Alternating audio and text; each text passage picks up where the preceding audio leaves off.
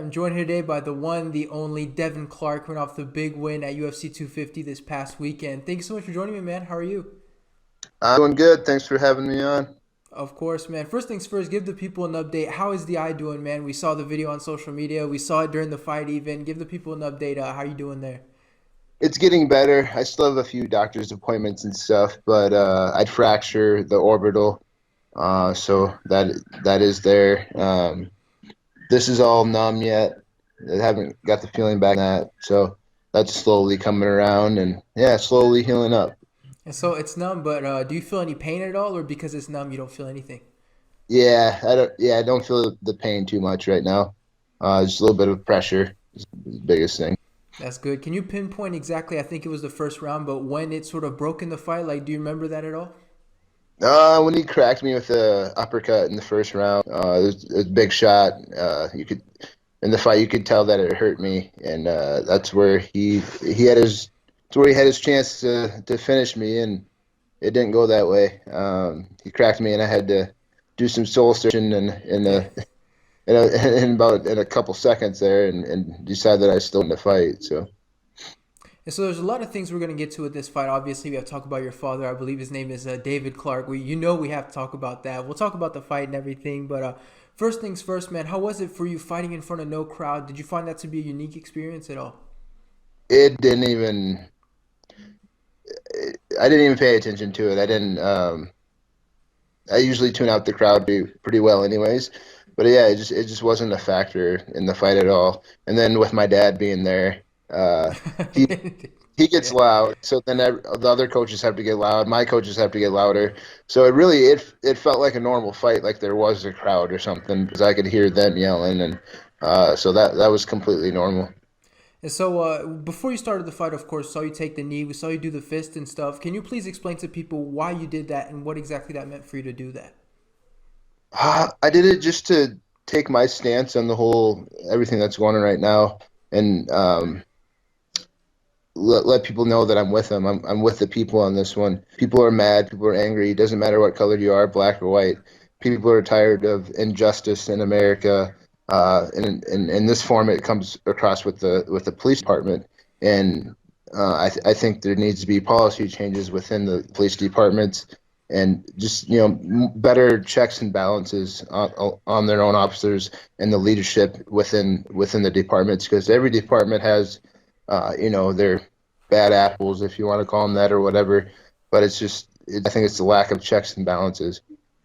Did you get a lot of positive feedback when you got on social media due to you doing that? I can't imagine you had too much pushback on it at all. Yeah, most of the things were positive, and the people that were negative about it just didn't quite understand, and probably never will. I have explained it to a few, and then they're like, "Oh, okay, that does make sense." I'm not out here trying to say one race is better than another or anything like that.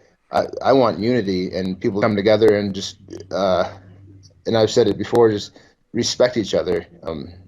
Sometimes you have to show respect to get respect, and people want automatic. A lot of days, people want respect automatically just for showing up or just being who they are. But sometimes you have to show that respect too, and it's a two-way street. So treat others how you want to be treated, pretty much. Lots of good stuff there. One thing I do want to touch on, of course, is your father. I think the first time I heard him in the fight was when he yelled, "Get off the fence." And I think everybody at home got up out of their seats, made sure they weren't on the fence. That was terrifying. I think it brought everybody back to their childhood. Uh, yeah, he's always been like that with me. He's always loud. He sings the way only he can say them. And he's not a strategy coach, nothing like that. He's there it purely for just the presence that he brings and the attitude that he brings. And he's not a fighter. He's never done MMA. He's never done boxing, nothing like that.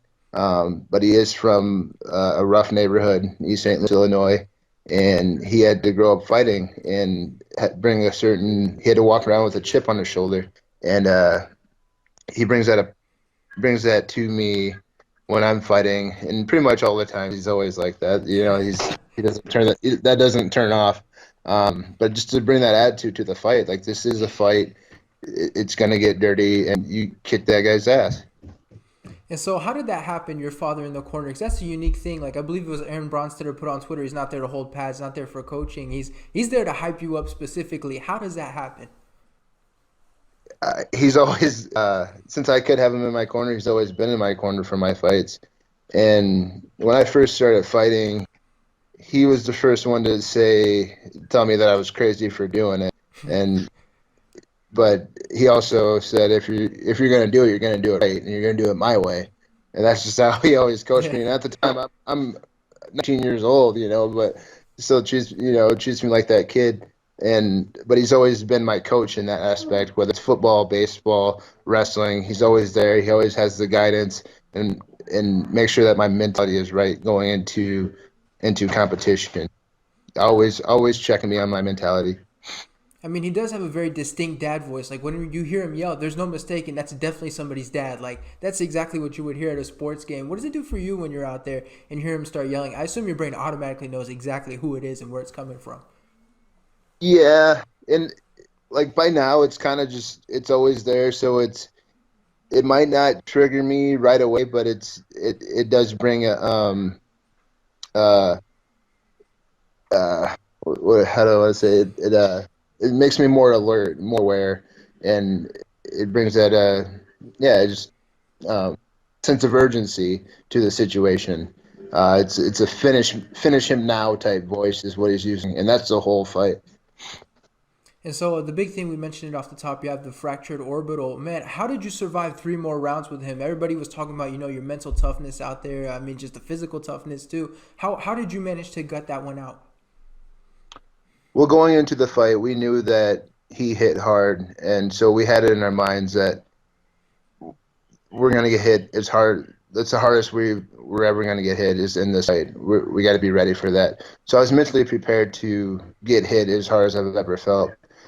I did not think it would be to the eye and that I would lose my uh, eyesight of my left eye during the fight.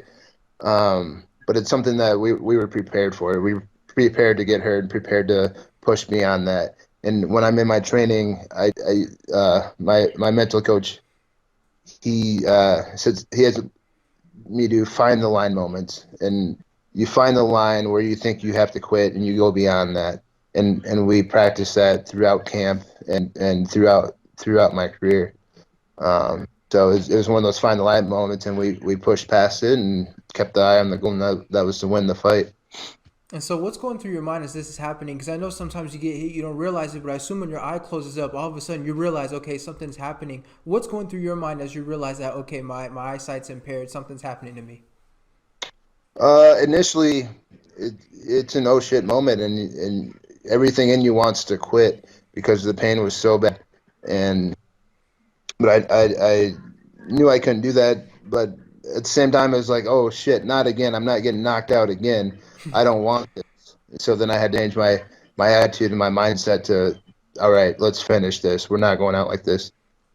And so there's a lot of pain during the fight, but you also have adrenaline. I'm curious, how was the pain after the fight? I assume at that point that's where it, felt like you got hit by a truck or something. Yeah, after the fight, I was all out of sorts. Um, I don't think I had a concussion or anything, but just all the pain and everything that was going on and the trauma of it, I was it's like I wasn't quite there. So they rushed me to the hospital right away and got me worked on. But the pain was so bad. That's the most I was so uncomfortable, and that's the most uncomfortable I've been in a long time. Yeah, it's definitely a scary thing to hear someone that fights for a living say that that's the most pain ever. Because we always, think of fighters as having that humongous threshold for pain, especially compared to us regular folk. Yeah, it was it was something else because it wasn't just the pain of the eye, but it was the pain of the eye, and then I was nauseous and felt like I was going to pass out, and just really like, and I felt sick. It was like Yeah. it was just a whole bunch of stuff going on at the same time, and then I'm like, shit. I'm happy that I won. I'm supposed to be celebrating, but I couldn't even. I was focused on staying upright. And so, are you able to now look back on the performance and be happy with your win, and also understand, what you went through out there, mentally and all that stuff with everything that was going on? I'm pretty happy about it. I'm happy, but there's always room for improvement, and I'm gonna keep pushing forward and keep getting better.